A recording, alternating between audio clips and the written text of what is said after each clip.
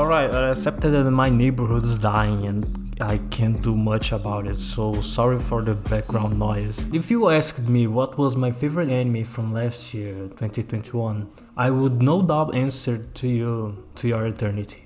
There are these anime which, although have a lot of different settings and premises, identify their theme as life. It does not touch exactly on one singular theme. It can shift from battles to a slice of life out of nowhere. The focus isn't the characters, world, and the events, but mostly the message that it brings to you. To Your Eternity is an anime where we follow an immortal being, which initially starts as a sphere created with the purpose of preserving the world. This sphere can transform itself on whatever it was that died when it was present, and well, it doesn't take long to find a human. And from that, we watch this being, which we'll be calling it Fushi.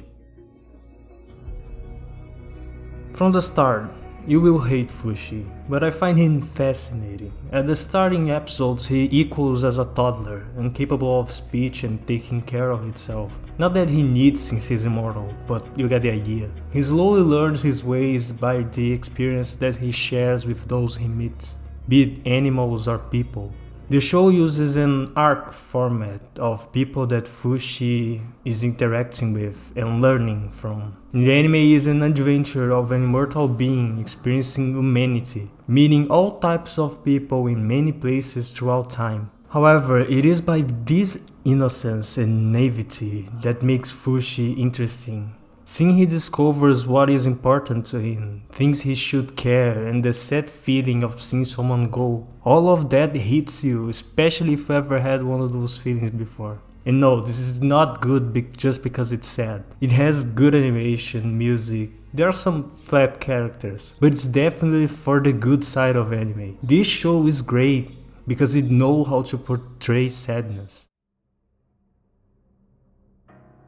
The people Fushi shares his experiences are all in decisive moments in their lives. Fushi happens to be with them at those moments. Fushi meets and becomes a friend of most of those he meets, but also as a nuisance. There is this guy in a black hood who just gives us exposition about a lot of things that happens, and he explains that in this world's villain is called Knockers. They are these strange tentacle beings that go after Fushi and try to capture from him the memories and forms of those he values. To achieve that, these creatures will attack people and have really smart strategies to strike Fushi down as best they can. In his journey, he will gather many friends who are willing to help him, and will also lose some. Sorry for the AC in the background, it's just for this section, promise. The world is fantastic. It's not the classic European cities from most fantasies. We have tribes of villagers, kingdoms in deserts, and even a prison island.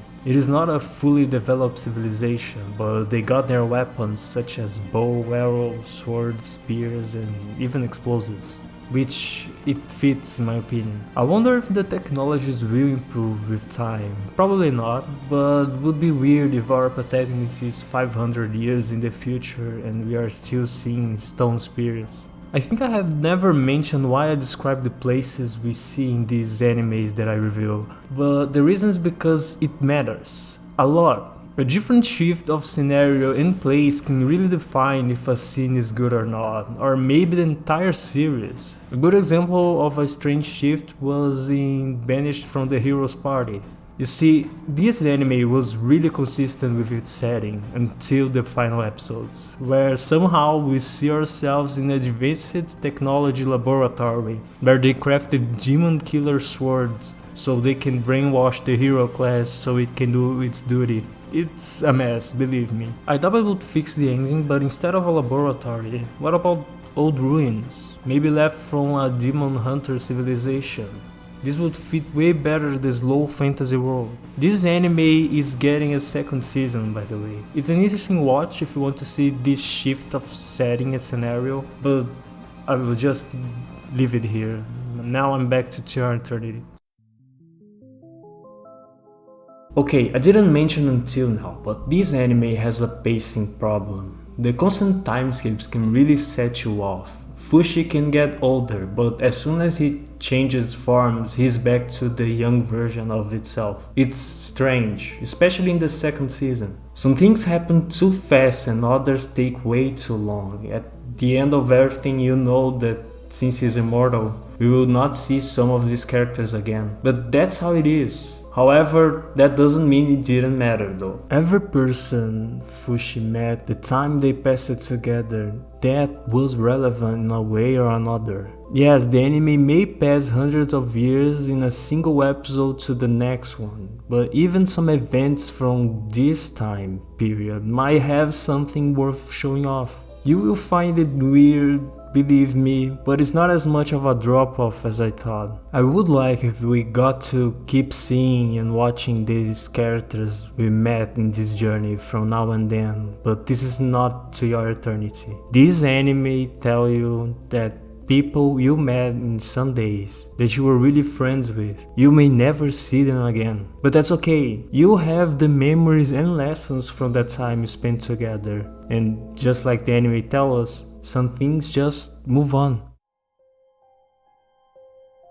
Why watch this, you might ask? Why try something that you know it won't make you feel good when there are other shows this season that certainly make you feel happy or hyped? These are better feelings than feeling down and sad. Why bother with a show like this? I think I have said this before, but sometimes you'll find a show that can change you, that in the surface looks silly or sad, but the more you think about it, the more you realize that you got a lesson from it. To Your Eternity is a show about legacy. It's an anime that teaches that although we may feel unimportant or useless, and maybe feel like can never achieve anything, but even if you can't do it yourself, you may still have impacted someone for good and changed their life for what is to come. This show protagonist may be Fushi, however he is boring, emotional, predictable, and doesn't know how to use his powers, as good as they are. The real deal is with the stories from those he met in his journey. These people who may have everything like money, power, and status, or even someone who not even has a face, only a name. All of them can make enough difference to be worth remembered and impact his life. Because once again,